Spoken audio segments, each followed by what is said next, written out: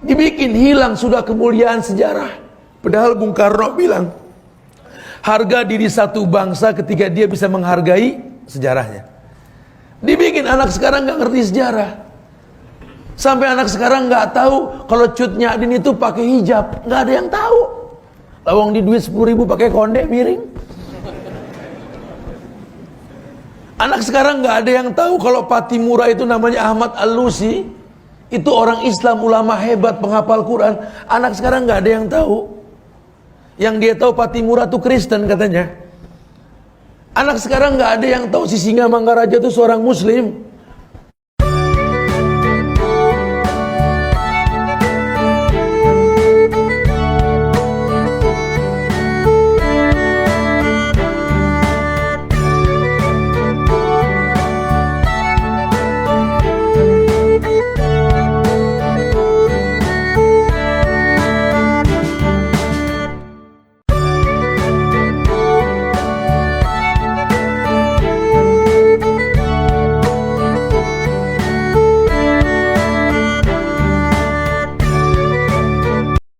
Assalamualaikum warahmatullahi wabarakatuh. Om Swastiastu, Namo Buddhaya, salam kebajikan, salam rahayu, salam sejahtera, selamat datang, selamat berjumpa lagi bersama Gus A dalam channel Tanda Tanya Politik, semakin gila semakin asik.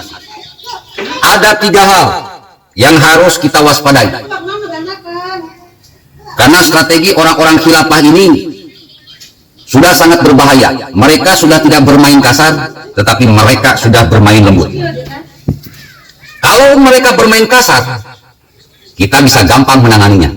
Tetapi kalau mereka sudah bermain lembut, maka mereka akan licin seperti belut, akan licin seperti ular, pandai berkelit. Apa yang 3 hal itu? Yang pertama, mereka akan masuk ke dalam sistem. Sistemnya diacak-acak, sistemnya dirusak, lalu kemudian mereka akan ganti setelah merusaknya. Sistem Pancasila diganti dengan khilafah.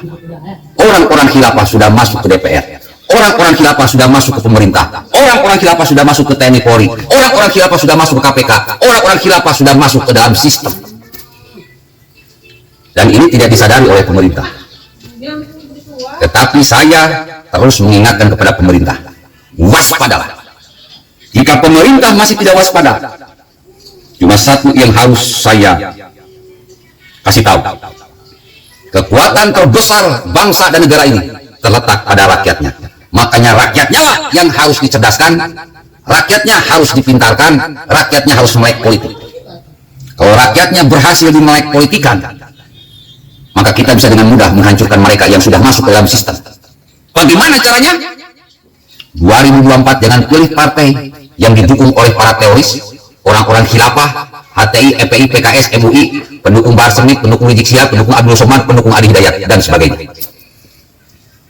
Jangan kasih suara. Dan juga capres yang didukung oleh mereka. Jangan kasih suara. Kalahkan mereka, hancurkan mereka di 2024. Sistem harus dibersihkan. Pemerintah kita pun harus dibersihkan.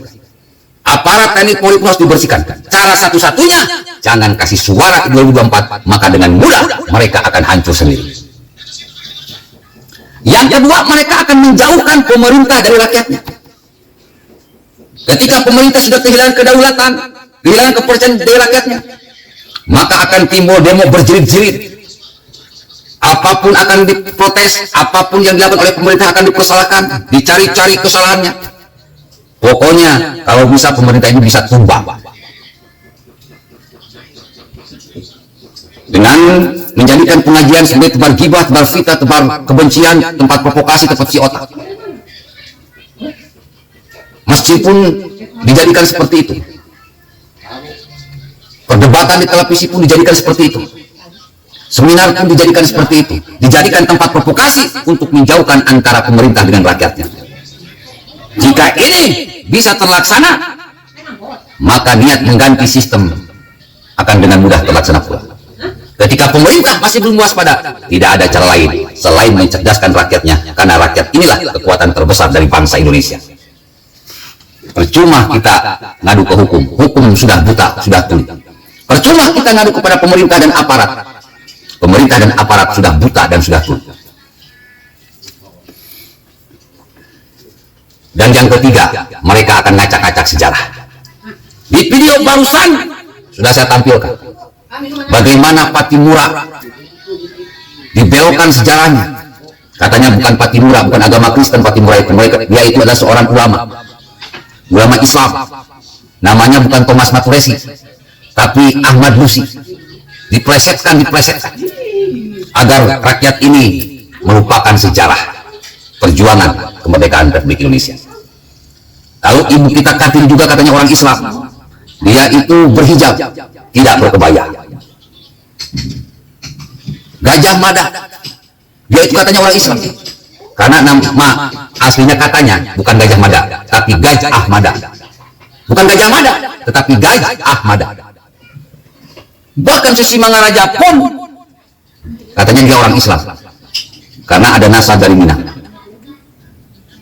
Dan yang paling mengerikan adalah Cut Nyak Dien.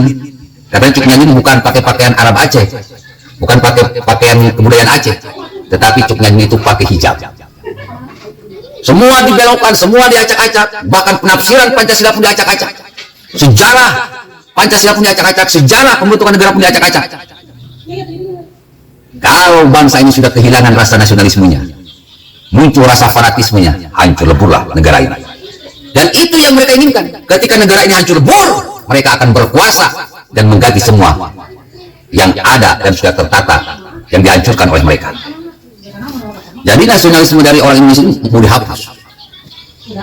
Nanti akan timbul fanatis keagamaan, ujung-ujungnya perang saudara, maka Indonesia nasibnya tidak akan lebih dari Suriah, Yaman, Palestina, Irak, dan Irak.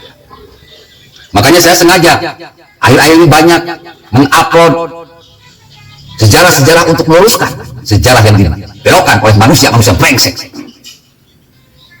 yang memang ingin menegakkan khilafah di negara ini. Bapak Ibu hadirin pemuda-pemudi sebangsa setanah air, tidak ada cara yang harus kita lakukan dan bersatu dan melawan orang-orang khilafah yang sudah membelokkan sejarah, yang sudah terlihat ingin memisahkan rakyat dengan pemerintahnya, dan yang sudah masuk ke dalam sistem.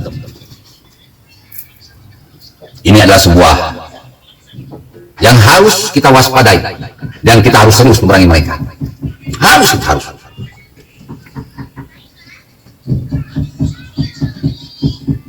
Mengapa mereka melakukan hal tersebut?